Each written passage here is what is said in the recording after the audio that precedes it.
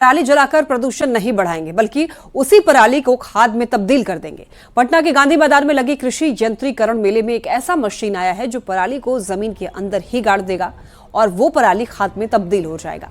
मिट्टी में पराली के दबने से मिट्टी की उर्वरा शक्ति बढ़ेगी और किसानों को फायदा पहुंचेगा। क्या है मशीन की खासियत, बता रही है हमारी सहयोगी विनीता मिश्रा। बिहार में प्रदूषण लगातार बढ़ रहा है और इसका एक मुख्य कारण है पराली जलाना।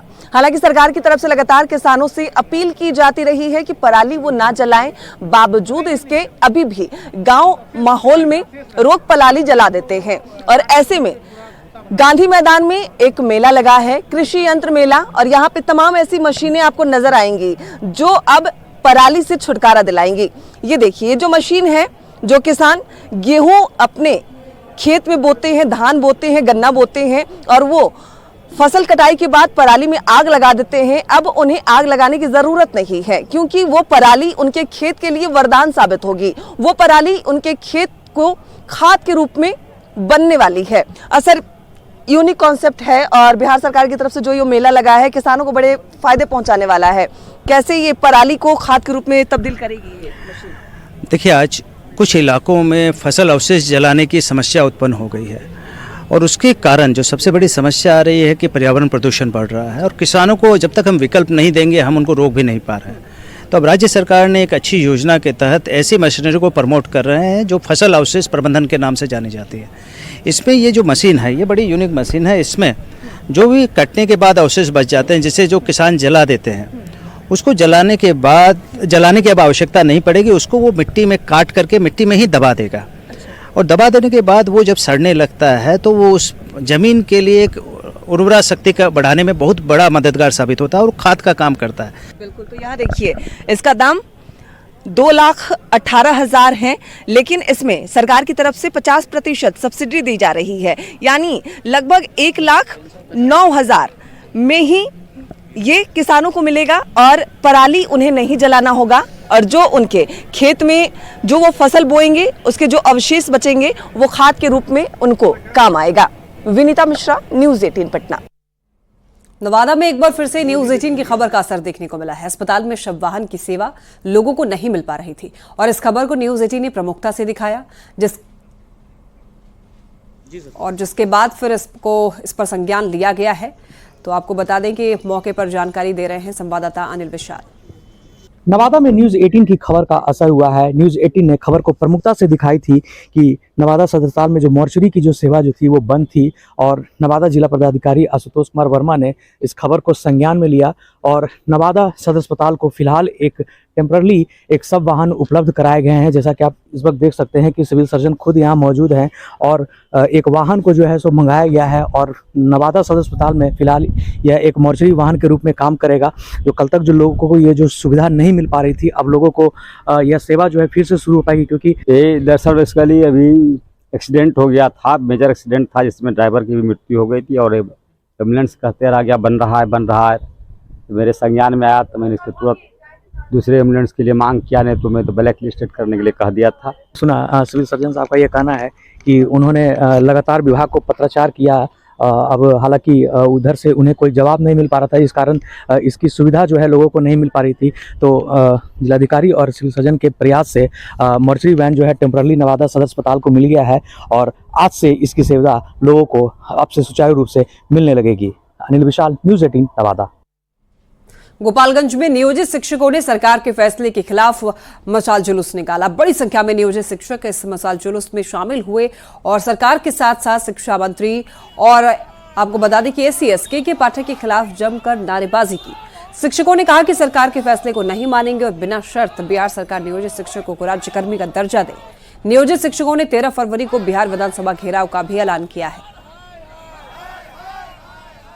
देखिए, सरकार की तनाशाही रवैये के चलते हम लोग 20 वर्षों से काम कर रहे हैं और ये के पाठक अपने आप को सरकार से बड़ा समझता है और शिक्षकों के शोषण के लिए ये परीक्षा का फॉर्म निकालकर तरह तरह के शोषण करने का काम कर रहा है। एकदम निरंतर जारी रहेगा, 1 बाय 1 हम लोग अपना आंदोलन जारी रखेंगे।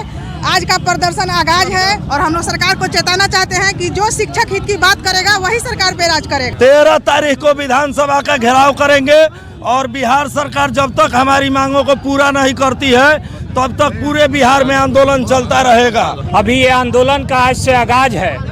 जब से के पाठक आए हैं तब से हम लोग उनके तानाशाही को बर्दाश्त करते करते आज 6 महीने हो गए। आजीज हो करके हम लोग सड़क पर आज उतरे हैं। पटना में अगर कोई फरियादी किसी थाने में पहुंचता है तो थाने की पुलिस 30 मिनट में उसकी फरियाद सुनेगी। अगर कोई शिकायतकर्ता आवेदन देता है तो उसके आवेदन पर जांच का निपटारा 30 दिनों में कर लिया जाएगा। यही नहीं, किसी भी केस का इन्वेस्टिगेशन अब पटना पुलिस 75 दिनों में करेगी। इस बात की जानकारी पटना के एसएसपी राजीव मिश्रा ने पुलिस अधिकारियों के साथ हुई मीटिंग के बाद दी। पटना में 2/3 थानों में नए थानाध्यक्ष बने हैं। ऐसे में इन सभी थानाध्यक्षों को डीजीपी के नए दिशा निर्देश से अवगत कराया गया है। डीजीपी आरएस भट्टी ने 38 पॉइंट एजेंडा तैयार किया है जिसमें कई महत्वपूर्ण बातें हैं।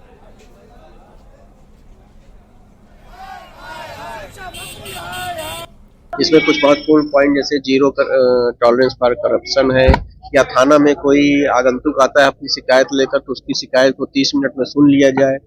जो शिकायत जांच में रखी जाती है उसका निपटारा 30 दिन में कर दिया जाए, और जो केसेस का इन्वेस्टिगेशन है उसको 75 दिन में पूरा कर दिया है। तो इस टास्क को कैसे पूरा करना है उसका प्रॉपर जो है वर्क प्लान बनाने के लिए, और उसमें किन चीजों का ध्यान रखना है।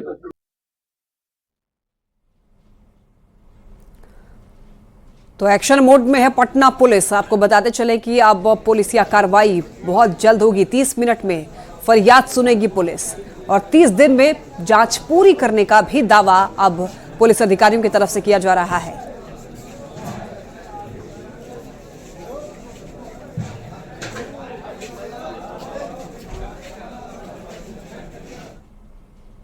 राजधानी रांची एक बार फिर शीतलहरी की चपेट में आती हुई नजर आ रही है। कांके का न्यूनतम तापमान आज 4 डिग्री सेल्सियस रहा है, जबकि कल शुक्रवार को कांके का न्यूनतम तापमान आपको बता दें कल शनिवार को 5 डिग्री सेल्सियस था। और ऐसे में अचानक फिर सर्दी के बढ़ने और ठंडी हवाओं के चलने से लोगों की परेशानी बढ़ गई है। रांची से ज्यादा जानकारी दे रहे हैं संवाददाता संजय कुमार सिन्हा।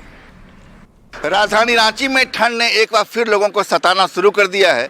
राजधानी रांची के कांके का न्यूनतम तापमान आज 4 डिग्री सेल्सियस है, जबकि कल शुक्रवार को यही न्यूनतम तापमान कांके का 5 डिग्री सेल्सियस था।